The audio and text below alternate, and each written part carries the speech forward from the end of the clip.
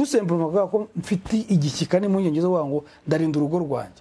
Nabona uwo muntu ashaka kunza naho kwitoneshwa kwisempesha rega bari ko mbyita yanze naho kwisempesha njyewe iyo namaze kuzamura akaboko ku murenge mba nemeye ko ari umuntu nzasempa gusempa ntuze icyo kiro ndahagarika vuga ngo ndamubroka.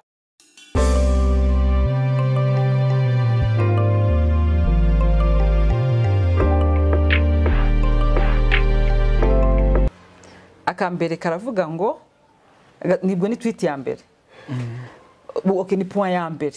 Ushatse kuvuga ngo akambere nta gihangayikisha umugore nko kumenya ko hari undi mugore wagerageza kumuhiga mu gushaka igikundiro no gutoneshwa ku mugabo we. Bishengura umutima, birenze gutukwa, bitesha agaciro ndetse ubigirirwa yumva asuzuguwe. Murinde abagore banyu guhangayika. Ubwo ni bande babwirwa? N'abagabo. N'abagabo babwirwa ngo murinde abagore banyu guhangayika. Umva niyo ya mbere, point ya mbere. Ariko hano rero ubutumwa burumvikana, ariko harimo devoir. Uwo mugore uri kugerageza kunshakaho igikundiro, njyewe ndamutse nta ruhare mbifitemo. Uramutse nta ruhare ubifitemo nukurinda umudamu wawe guhangayika byaba ngombwa. Umva hazamo n'umutima wawe ugendeye no kuri izi impanuro. In fact nibaza ko izi ngizi ari impanuro z'umubyeyi.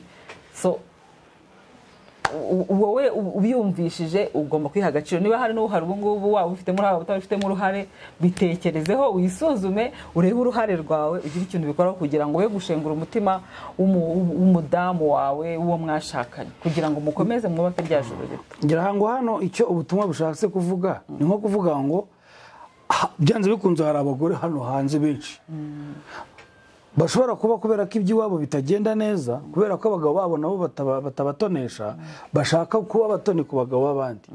Ntabwo icyo ngicyo twe nk'abagabo, ubundi kubwira abagenzi banjye b'abagabo, nta controle tugifiteho kuba hari umugore ushaka kumutonesha.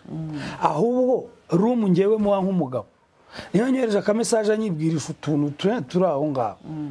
Hari uburyo bubiri nshaka kumusubiza kategori kuba nkambwa numva rero iyi nzira utangiye kujyamo ndabona uri kurengera. Turabakorege twahuriye muri bisi, mbaza amakuru, umbaze niba ushaka service, umbaze aho ministeri runakere, ariko utangiye kurengera. Cyangwa icya kabiri tout simplement ko mfite igishyika n'impungenge zo ngo ndarinda urugo rwanjye. Nabona uwo muntu ashaka kunza naho kwitoneshwa kwisempesha rega bari ko mbyita yanze naho kwisempesha njyewe iyo namaze kuzamura akaboko ku murenge mba nemeye ko ari umuntu nzasempa gusempa ntuze icyo kiro ndahagarika vuga ngo ndamubroka ayendeze zake nende za wirinde gushegesha umutima kugira cyane cyane ko amugana abadamu birababaza cyane. Taka nano bitababaza wenda hano nuko wenda turaza kugira wenda kuzindi tweet haraza kuzamo n'iby'abagabo, ariko ya umugabo ya umugore n'umugore abonye umugabo so umugabo bashaka kwitonesha gutoneshwa hari ibindi abashaka.